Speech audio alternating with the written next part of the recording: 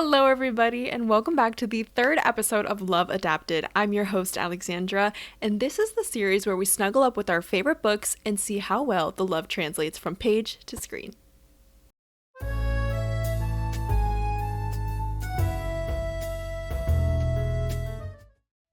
I have missed you all so much. I'm so sorry about the extra long break. I know I said I would be back last week. However, I was on fall break and I got to visit my family from my cousins and my nana.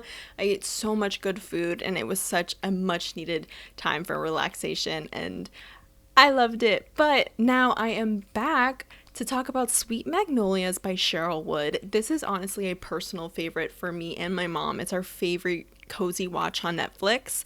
The series we're going to be talking about today, though, is season 1, which was based off of Stealing Home, the first of 11 books in the series.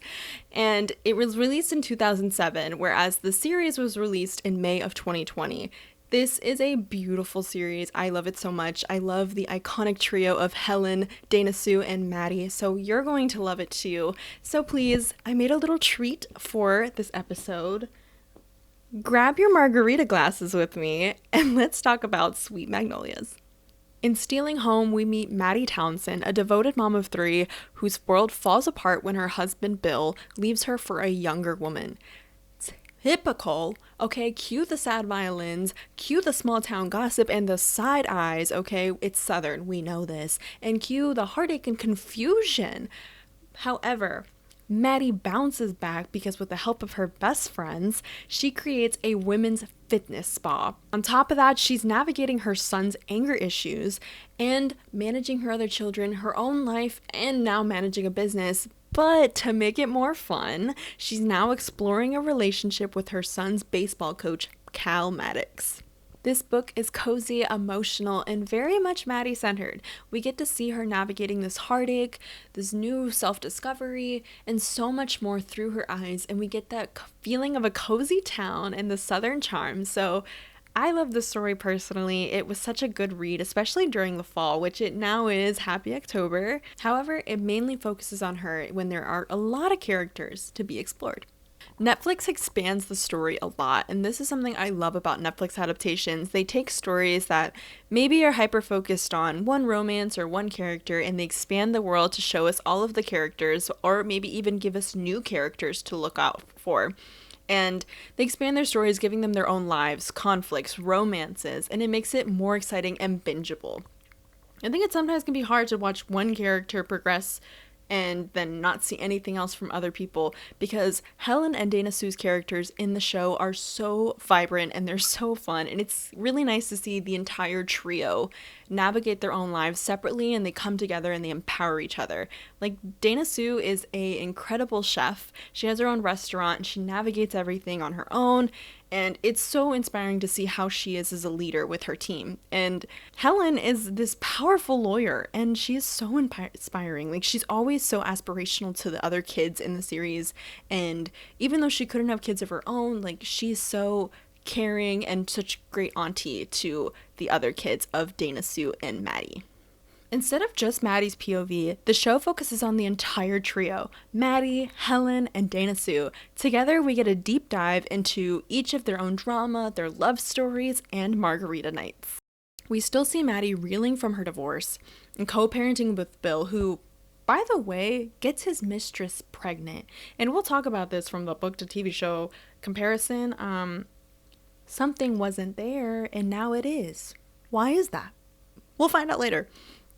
This turns the drama up by a lot.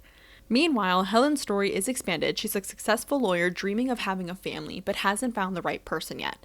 Dana Sue runs her own restaurant, and she's the steady friend holding everyone together, though she has her fair share of kitchen problems.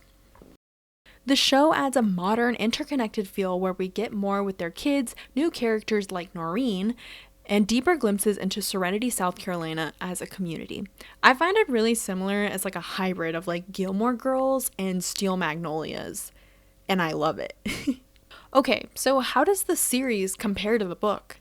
off, the focus of the story is no longer just about Maddie. It's now expanded to the trio, their children, and even some members of the community. We see Maddie's heartbreak, healing, and second chance at love. However, the show widens the story to the iconic trip where we see 3 women rebuilding their lives together. This means Maddie's romance with Cal is only one storyline among the many romances for Helen and Dana Sue and their children.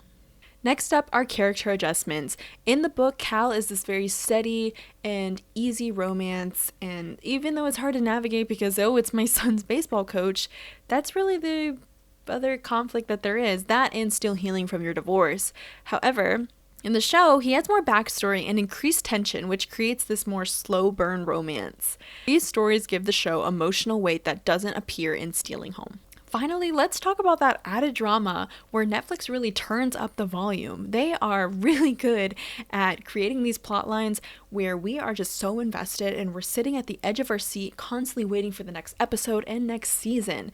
They are so good at those end of season cliffhangers because I come back for every single season, and by the way, there is another one coming, so best believe I will be there. But let's talk about this pregnancy plotline between Bill and Noreen. That never happens in Stealing Home. However, it does increase the tensions because it's no longer just this affair. We're talking about this younger woman, and now we're talking about how this woman is now joining their family and giving Maddie's children a half-sibling. And how do they navigate that on top of co-parenting, and will he still be investing time with his children? And it's so much, but it obviously keeps us all really invested, and it expands the storyline so much, which is really good for Netflix, especially for a series. Next up is this dramatic car crash that happens at the end of the season. I know we all know it, and we're still guessing who was in the car. Spoiler, I already know because I've watched the entire series. Me and my mom are on lock with this.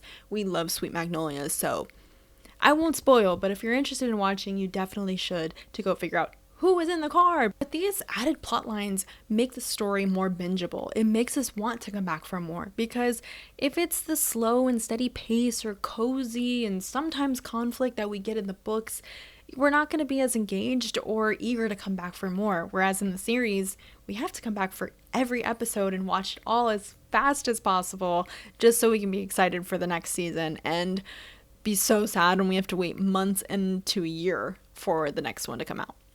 Stealing Home is a slow burn romance. It has that country, small town feel, and if you're looking for a good cozy weekend read, this is the story for you. She is a strong heroine, and the friendships and the bonds of the family, the romance, all of it is so beautiful, and it's such a good read, so I definitely recommend investing in it.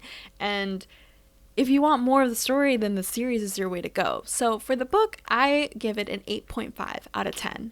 But if you preferred layered storytelling, community drama, romance, self-discovery, a woman in power, and investing, the series is definitely for you. There's so much that goes on. It can be really tense, and like I said, it keeps you at the edge of your seat. You're excited for more, you want more, and I absolutely adore it. It's a really good watch. There are quite a few seasons now and more to come. So for that, I give the series an 8.5 out of 10 because the trio of Helen, Dana Sue, and Maddie are so iconic. It's so empowering to get to see a wonderful trio played out.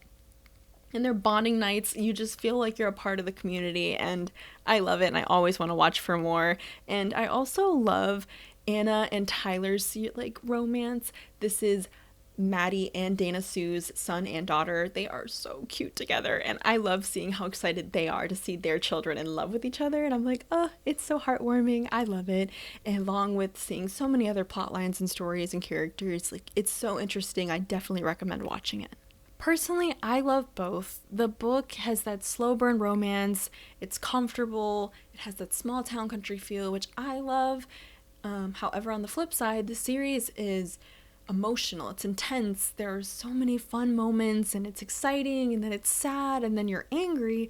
But at the end of it, there's so much good community that you're seeing out of there, and I love getting to rewatch it again. It's such a good cozy autumn feel, and it goes through all the seasons, so as you're watching, you're bundling up in a blanket, and it's just so cozy. Whether you read or you watch, you're going to love it. So personally for me, I'm going to pick the book. I can't take all the emotions sometimes that I get from the series, so sometimes I really just need that cozy relaxation like I got on fall break. So, the book it is. We have reached the end of this chapter of Love Adapted. I hope you enjoyed this episode, and if you did, let me know in the comments below. Are you team book or team show? Or maybe you're both. Make sure to like and subscribe to keep up with next week's content. We're going to be covering my favorite movie ever, Crazy Rich Asians. I love it. We're going to be comparing the glitz and the glam and seeing if the romance translates from page to screen. And make sure to follow me on Instagram and TikTok for more book lover content. But for now, make sure to keep your hearts open and your bookmarks ready. Bye-bye.